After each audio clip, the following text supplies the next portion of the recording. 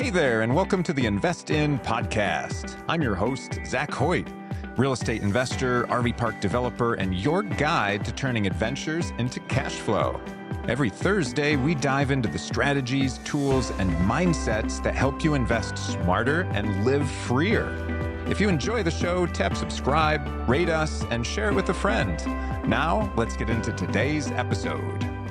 This episode is brought to you by RVParkConsultant.com. They are your go-to experts for purchasing, funding, designing, launching, and growing RV resorts and campgrounds. With over 35 years of hands-on industry experience, they offer smart park layouts, creative financing solutions, and operational optimization strategies to help you save money and boost your profits. Ready to turn your land into a thriving hospitality destination? Visit RVParkConsultant.com. Link is in the description below.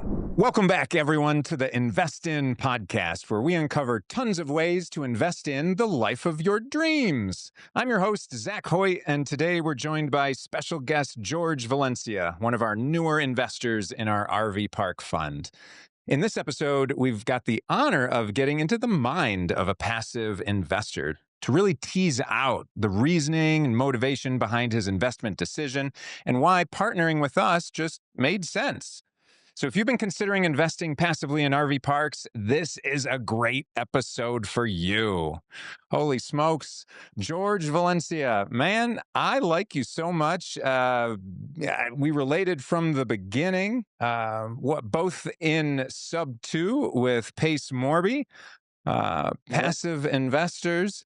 But yeah, George, let's just start out real quick. What first caught your attention about the Hidden Beach RV Resort? Has to offer and having to go look at your investment, but experiencing it at the same time, right? With your family, with other friends, to not only look at the investment that you've made, but also for future investments, to experience some of the things that you wouldn't otherwise see, and generate more conversation from it. So, but yeah, it's great. Super cool. Yeah, I appreciate a lot of those things. Man, family is so important to me. I know that every time we talk, we're always talking about family. And I feel like I talk about my family and other people's family almost in every conversation I have.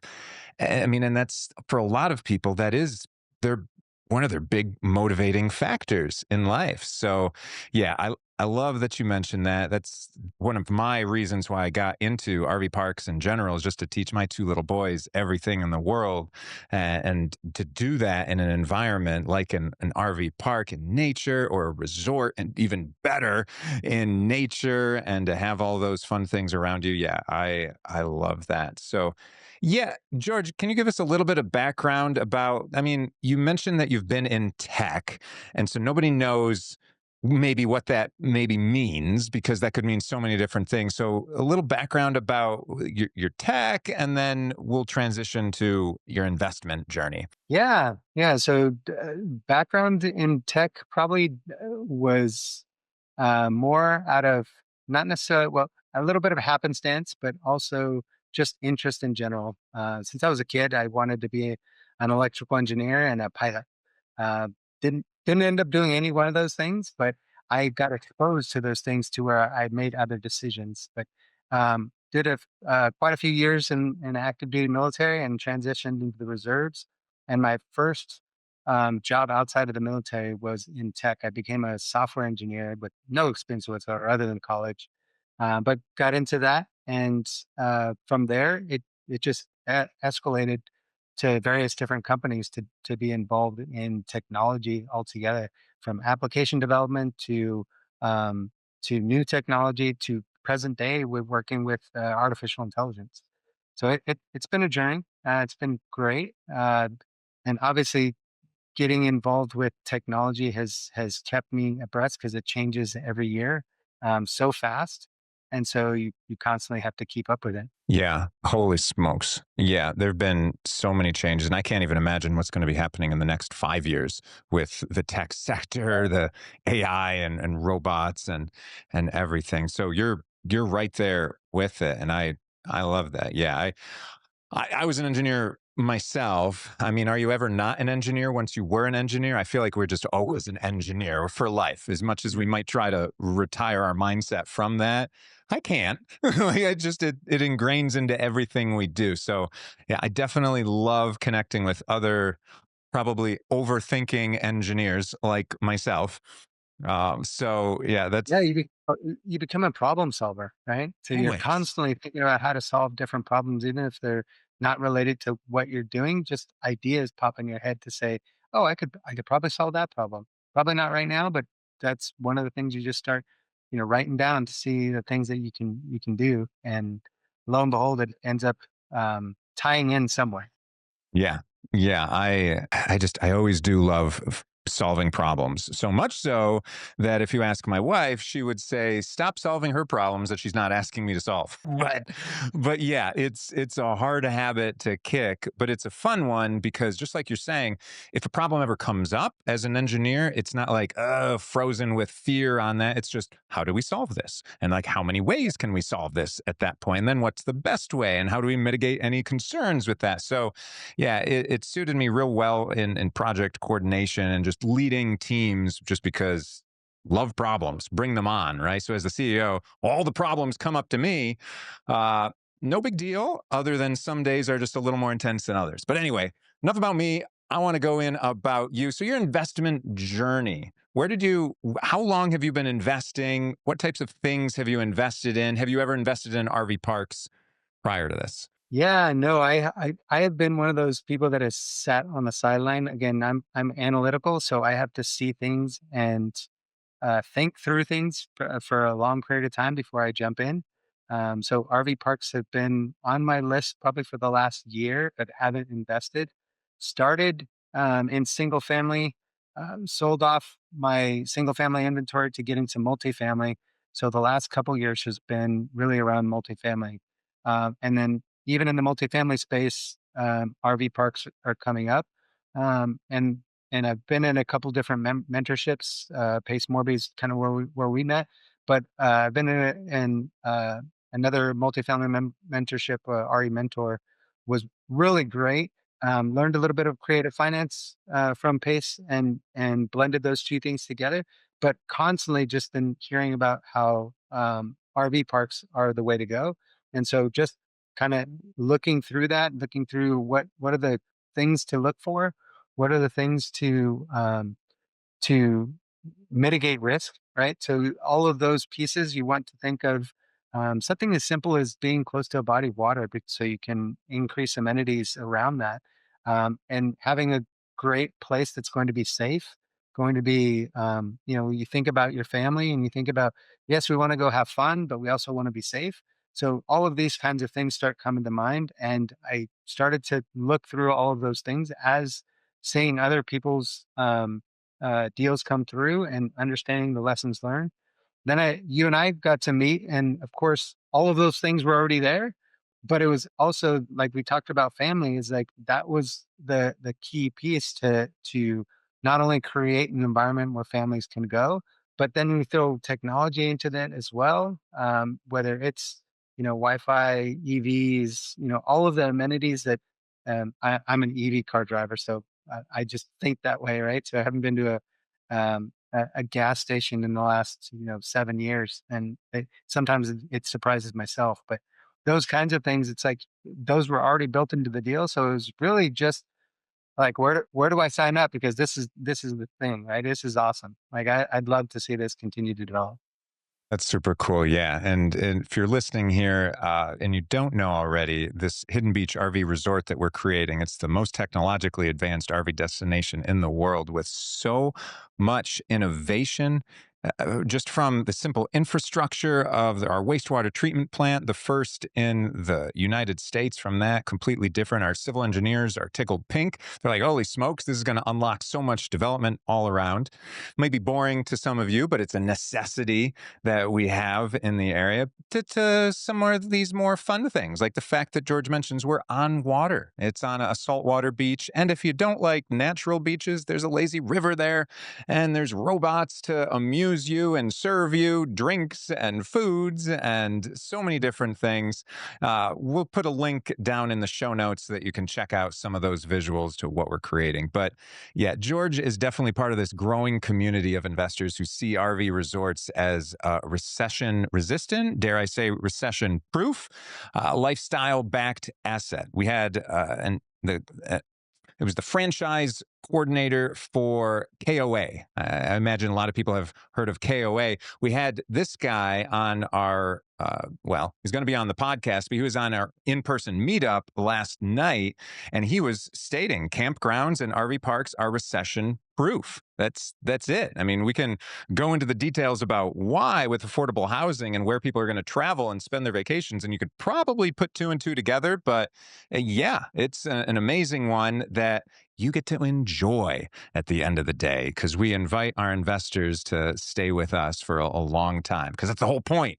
It's the whole point is we want something that's fun, that makes us money, and we can make great memories. So yeah, just also so everyone knows, round one sold out of our investment. Round two is now open, very limited spots in that.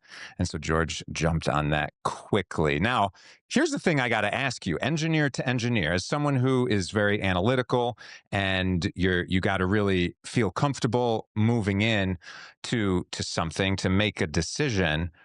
What why did you feel comfortable committing $100,000 to this project? Yeah, I mean, well, the experience on your team is probably the biggest thing, right? So the idea that you have an architecture background to develop something like this, that you have experience in RV parks, that the team has experience in those areas.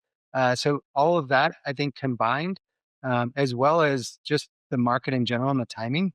So those kinds of things.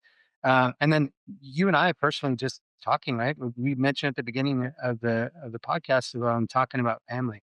Like if I'm going to invest with someone, they have to resonate, right? So, and being family oriented, putting your family first, those kinds of things.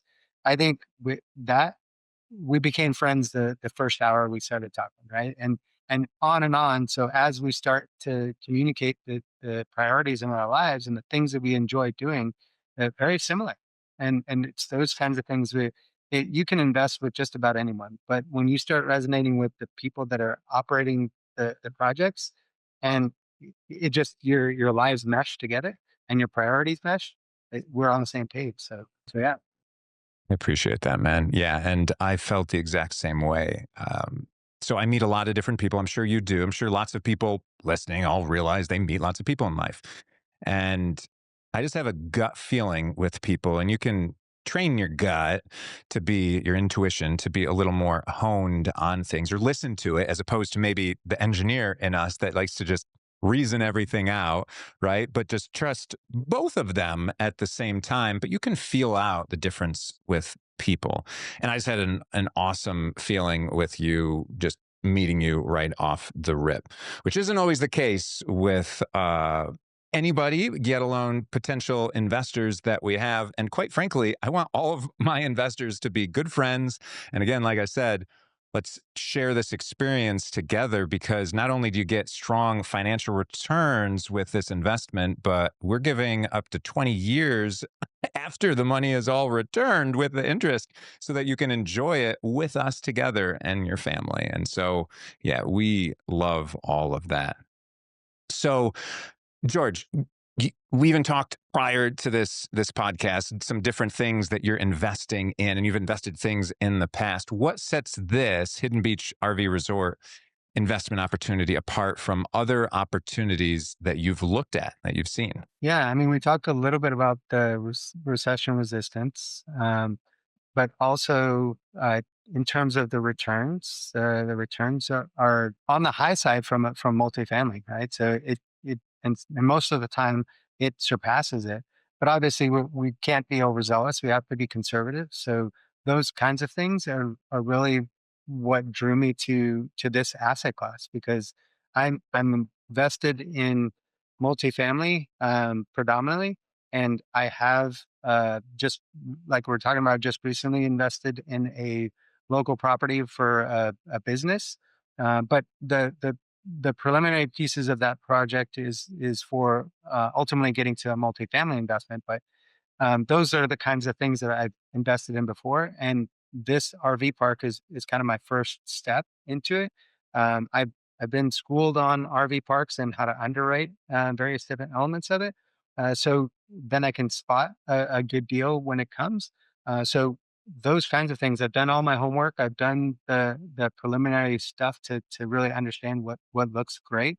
And then this opportunity was kind of my first option to be able to be there because it met all of those criteria, both monetary and like you mentioned, is even the fringe benefits, right? The benefits of being able to go to an RV park, like you don't get that with multifamily or with business buying. Like you can go to the business, but it's more work, right? It's not it's not like you can't go and enjoy the investments that you have. Yeah. Yeah. The memories that Yes. you're making, they might not be some of the best at that point, but Yeah.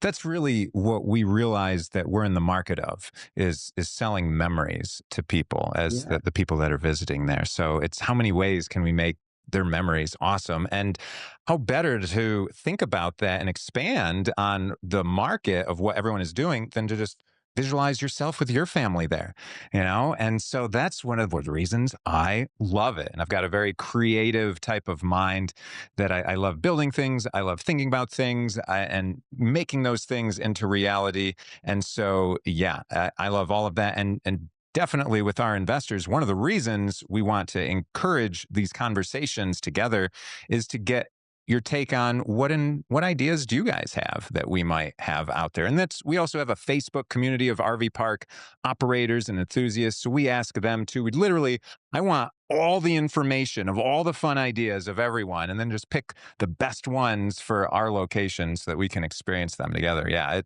it's amazing, and I love it. But then besides all of those things, like how important was it that this investment is secured by real estate? Now, I don't know if you are invested in stocks or crypto or anything else like that that has lots of fluctuations to it, but Mhm. what's that balance of those type of equities versus real estate and the security of the real estate? Yeah. So, I mean, you hit the nail on the head. Is with stocks and other things, you really just are in for the ride. You have no control over those things. Yes, you can move investments from place to place, but it's really slow and it's reactive. So a lot of what I see in terms of security here is very similar. So I do private money lending or hard money lending as well. And oftentimes when that happens, you want to get promissory notes of the property that you're lending on. And so those kinds of things were parts of what this offered as well, right? So to be able to get that promissory note of a piece of land that says, "Hey, I'm not only investing in this, but I have a piece of land that is collateral, so to speak." So then you have that level of security as well. So I mean and that's not common. It oftentimes you just kind of jump in and there's really no tangible evidence of that other than maybe a PPM that you've signed, but it's really not really tangible, and that's what I appreciated about this opportunity. So yeah. I love that you mentioned that. I love how you framed that because you might be surprised. I was on an initial investor call with someone that didn't know me, didn't know our project, and we're talking about all these different things, getting excited. They're getting excited. I'm always getting excited, but they're getting excited about the opportunity. And then I get to the point where I say, not only do you have this fund that you're signing, this 506C and all this paperwork that secures it that way, but we put a promissory note and a deed of trust, equivalent of a mortgage in the state of North Carolina. We put that on individual parcels for each of our investors for their investment.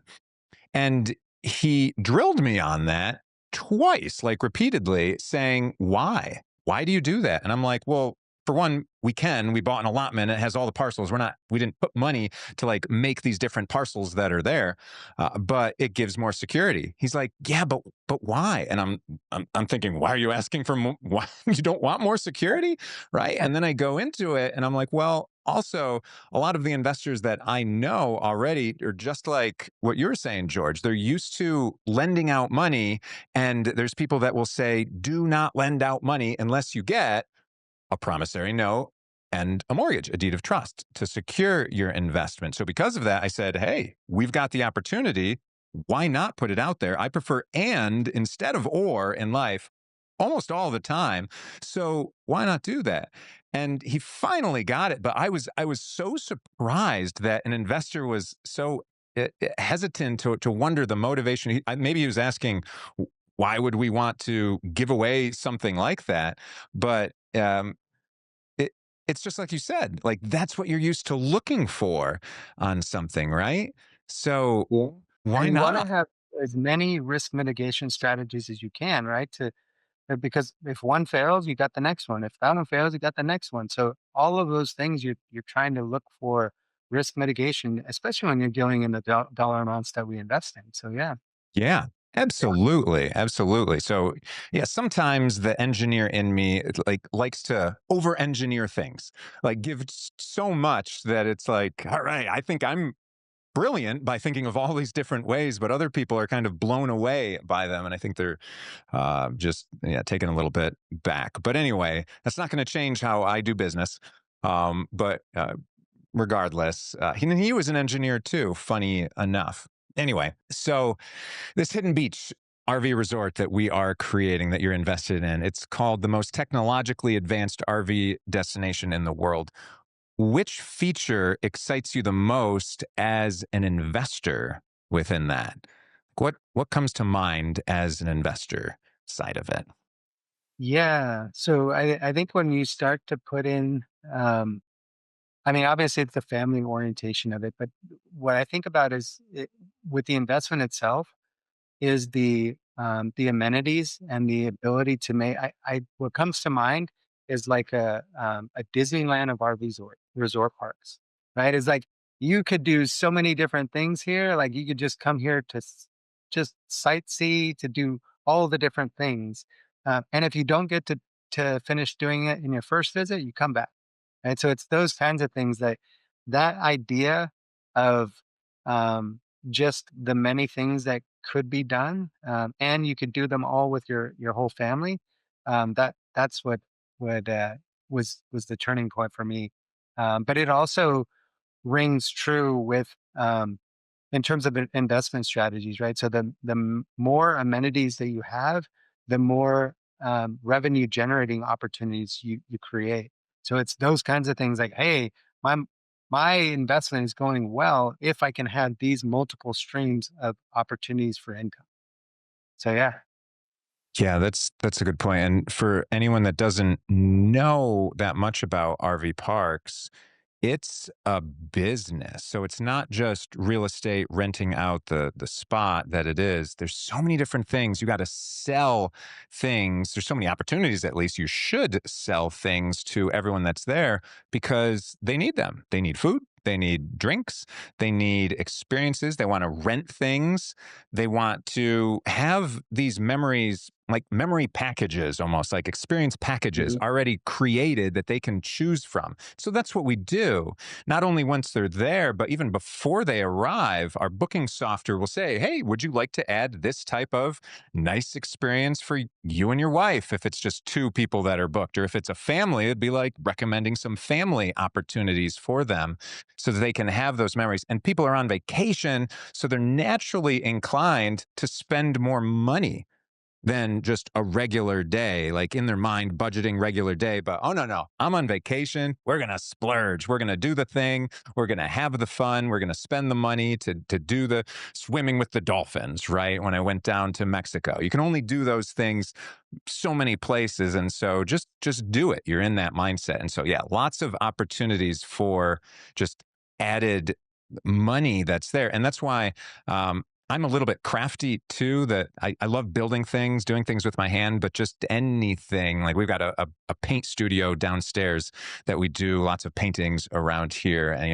handprints are always fun and unique. But you think about that, uh, selling someone some paint and something to put it on with their kids for the memory that's there. I mean, it doesn't cost very much other than curating that experience for them to buy that package, whether it's through a vending machine or a robot that delivers it to their site. And that alone is a unique experience, right? A robot coming and delivering, like, here you go, here's your painting package. Right, the sip and paint, the drink and the paint, and go to town. But yeah, all that's possible. So then, all right, as an investor, yeah, that makes sense. What might excite you the most as a future guest with your family? Yeah. So I think the best thing that excites me is the EV friendly parks, right? Because I even go into hotels when I used to, try to make an annual trip to Napa, just to go golf and do various different things. It was very difficult to find a hotel that had charging facilities, right? If you're driving around going sightseeing, you definitely want to have that home base of charging. So just trying to find that, I think that was pretty much the one of the bigger things. But also we're so engrossed in technology and our cell phones. Like if we don't have good Wi-Fi access, I'm not necessarily gonna be going to that location. It because you whether you're working while you're on the, I mean, obviously you want to be on vacation, take time off, but if you have things that you need to do on the go and you have good connectivity, that's so important. I mean, even if you're just calling back to checking on kids, right? Because this is maybe a honeymoon time for you to go out. So, but whatever the reason is, as long as you can have good connectivity for communications, that makes it. Yeah, it's funny. That's one of the things that really comes up the most with RVers that are traveling Mhm. around is great Wi-Fi. Some of these RV parks that we're acquiring right now, they'll say that they have fiber optic internet, right? Well, then why the heck can't I get any bars right here? And I've got to use my phone as a hotspot for my computer, which I've never done in my life except at your RV park, right? Obviously, there's room for improvement at that RV park. And when we lift up the hood to figure out why, they just don't have the right technology. A lot of times we're buying these from 70, 80-year old people, and they're doing their best and praise them for that. But they just don't know all this tech and what's limiting them with that. So they're paying out the nose for fiber optic internet that is literally just sucked through a straw, bottlenecked, and not distributed across the park. So that's one of the reasons why we like to develop here for this resort, is because we're not going to be constrained by existing infrastructure. We can do whatever the heck we want. We're not going to be limited.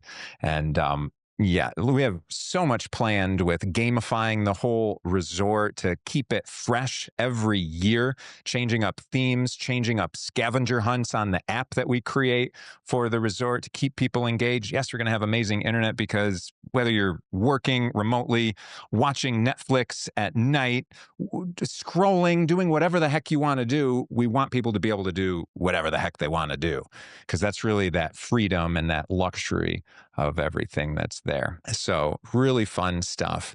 And yeah, I appreciate that. So, you mentioned that the timing was right for you with everything after looking at RV parks for a year, learning all about them. Round one for our funding already sold out very quickly. So, what does that signal for future investors? Because we're in round two, and even that is starting to hit capacity right now.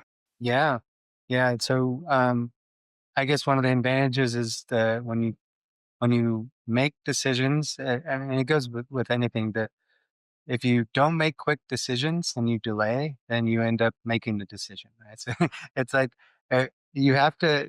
No decision is a decision, but or delayed or whether whatever the feelings behind it is. If you stall, the the early bird gets the worm, right?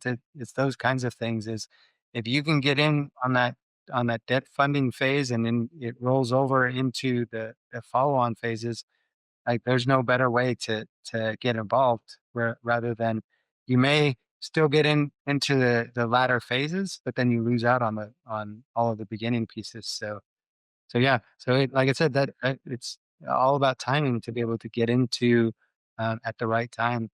With obviously the larger the returns, because the longer you wait, the lower the returns become, because then it becomes less of a pie to cut to start dividing, right? So, but yeah, yeah, that's what was good for me around timing. And just you and I meeting right at the time we met, it was there's not. I mean, there's tons of people getting into RV parks and soliciting for investments. So it was just by happenstance we ended up connecting. So yeah, Yeah. And invisible string theory, I would say, is like what brought us, all the things that had to happen to bring us together, to be in the same room, to meet each other, to have a conversation, to align the way that we did, so that in the future we can have these awesome memories together. So many things have to happen in alignment, and whatever people's beliefs are in that, chance, happenstance, or divine intervention, I don't know those answers, other than, like you said, sometimes you just have to act on them. And again, that's my engineer brain is like, oh man, it's always competing, acting versus thoroughly vetting everything. And then, like you said, all right, I vetted. Oh, opportunity's gone, or opportunity has changed at that point, right? right, And that's something that people have to balance themselves, right? Because it's not like we can take in unlimited funds. We need what we need, and that's it. And so we offer higher interest at first, and then it goes down a little bit over time, because it's de-risked over time. The project is more complete and we don't need as much money. So that happens. And so George got the most amount of stays that he can, 20 years of stays at the RV resort, but that goes down over time as well. Why? Well, I mean, we're giving these things away, but there's got to be some return. There's got to be some motivation. We got to get people to just take action on things right now, because it's got to all be in alignment. And by doing that, we attract the right people right towards us quickly. And that's why George is here, because he's definitely one of the right people in this world. And I love him for that. All right. So speaking of that right person, how does this project align with your personal values or your lifestyle? Like what comes to mind with that? yeah. So I mean, I'm getting up there in years. I try not to admit it, but it's those kinds of things where I look for opportunities for me to have with family, with friends, and to disconnect.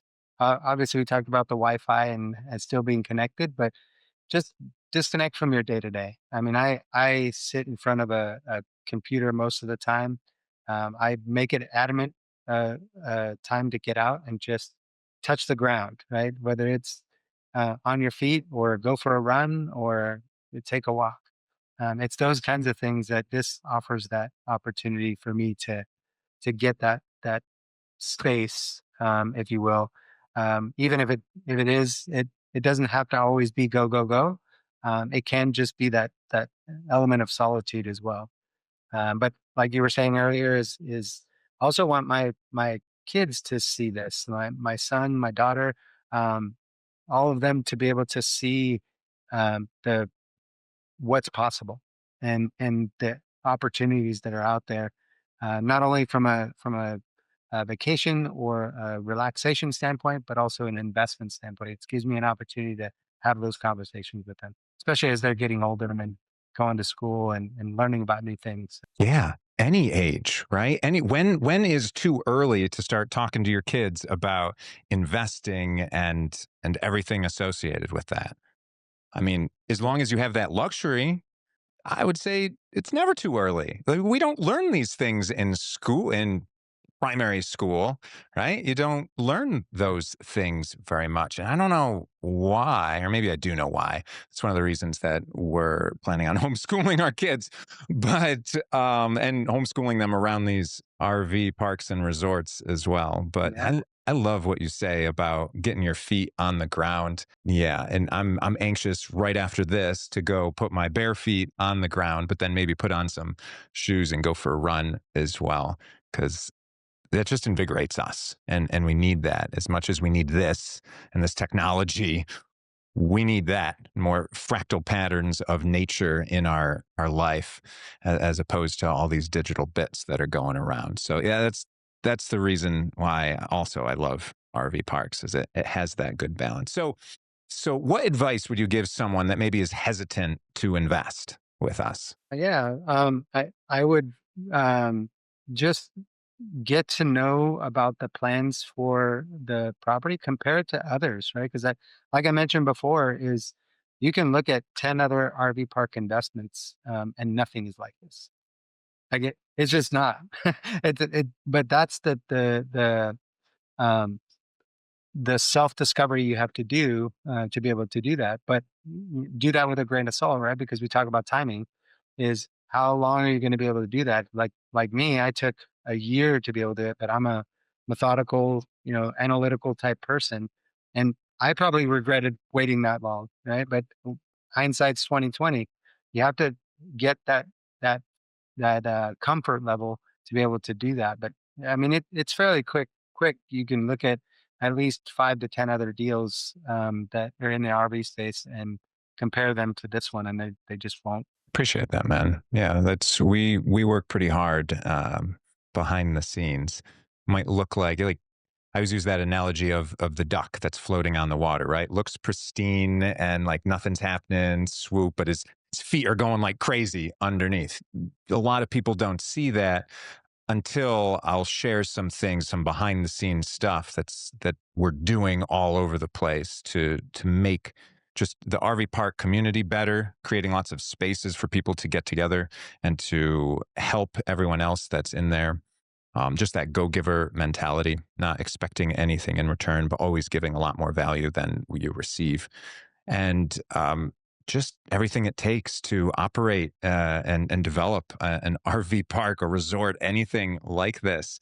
Um, yeah, I'm even curious. Did you ever consider being an active investor as opposed to being a passive investor? Do you ever consider looking for opportunities, putting them under contract, doing your due diligence, visiting them, doing all that, doing the operations, worrying about all the personnel, marketing, all those different things? That ever cross your mind? Yeah, yeah. I mean that's in my future. I think anything, especially with that engineer mentality, right? I want to see Yeah. how the old analogy of how the sausage is made. Sausage is made. You want to start working through that operation so you get a different view. But you can always be like I do this with multifamilies. I'm a passive investor, but I get involved with the operating team to see what makes things work, right? Whether you're um, getting actively involved, like I may not be making decisions day to day, but I can help, send out newsletters or go check out the property and understand the business aspects of it. So all of those kinds of things, I'd love to do that and get to a point where I could potentially, own my own and do that, full time and obviously have an asset manager and a local property manager to manage the place, but to own it, operate it myself, that would be great. Yeah. See, and I think that's one of the things that we talked about in the beginning is your desire for that.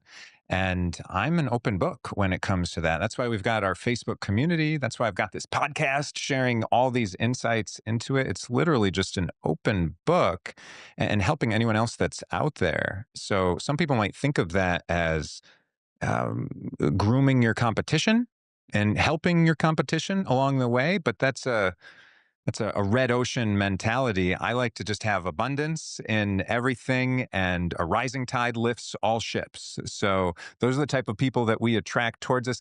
And the conversation that we had on the meetup last night, one of the points was just that this community of RV park owners is much more friendly and helpful to others than the multifamily community, for instance. I think there's a lot Mhm. more sharks that are in the multifamily community and that also maybe hide everything that they're doing behind gateways, pay for this, pay for that.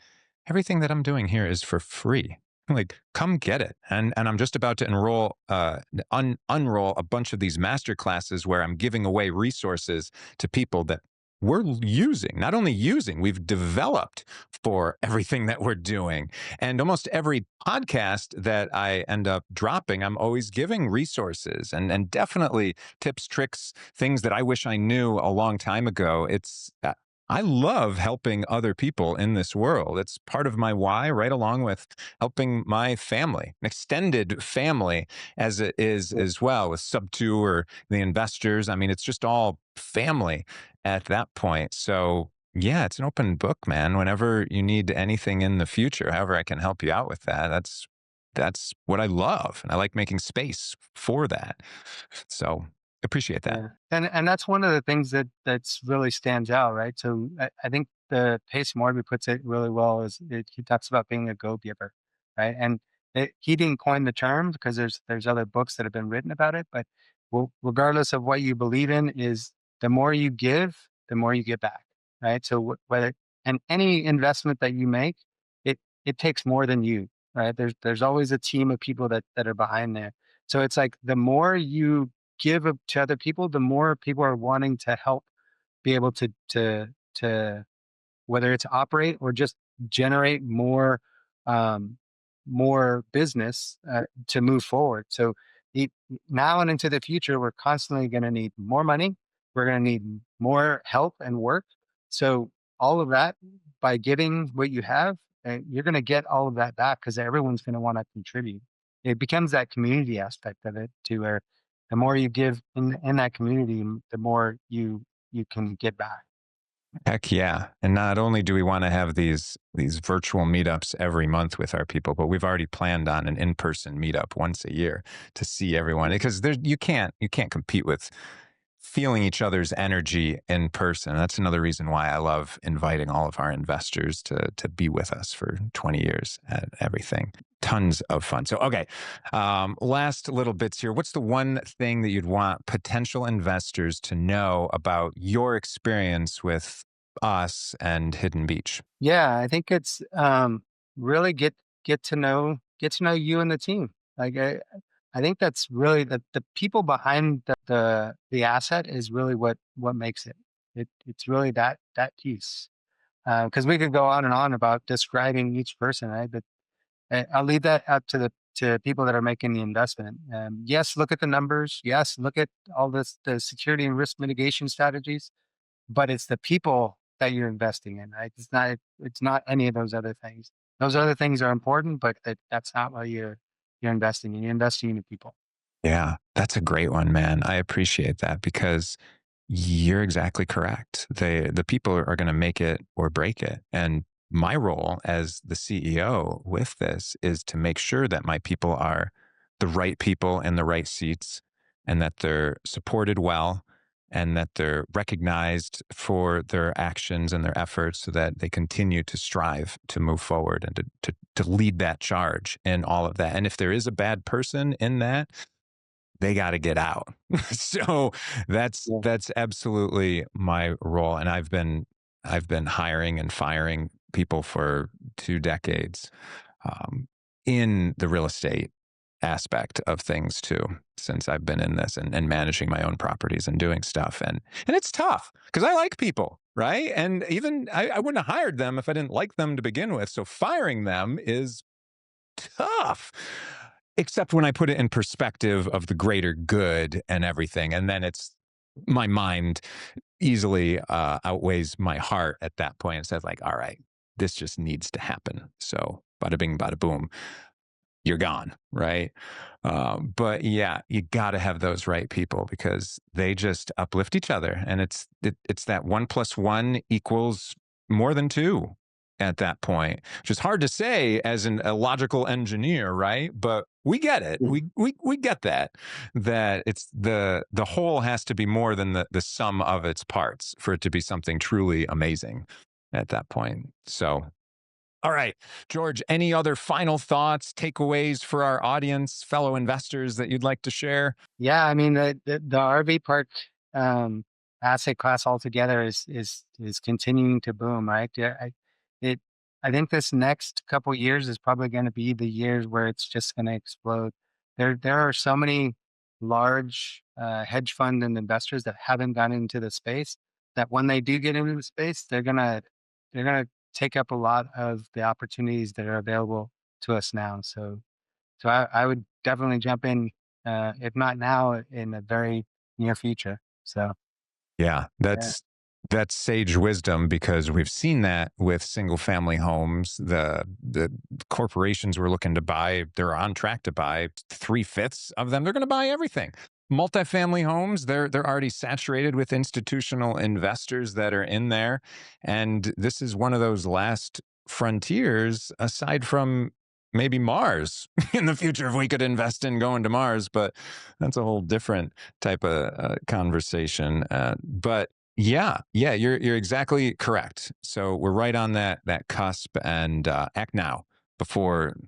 I mean, the opportunity is frankly gone. So awesome. yeah, Great stuff, right? Oh my gosh. Everyone listening, I hope you enjoyed this one. Thank you, George, my gosh, for being a part of this podcast and for being an investor in our RV Park Fund.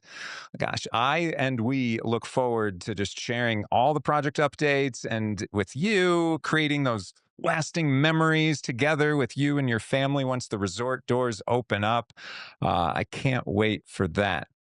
So yeah, if you're listening and these topics interest you and you want to learn more, stay in touch. Look in the show notes to become an official Invest In Insider and continue your journey with us. And if you want to explore passively investing with us and chat with me directly about those investments and learn directly how you can invest in this awesome asset class of RV parks, you're going to see a link in the show notes as well where you can schedule that one-on-one discovery call with me and Maverick Asher Capital. So be sure to join us next time for more ways to invest in your mind, your life, and your bank account. Be well, everybody.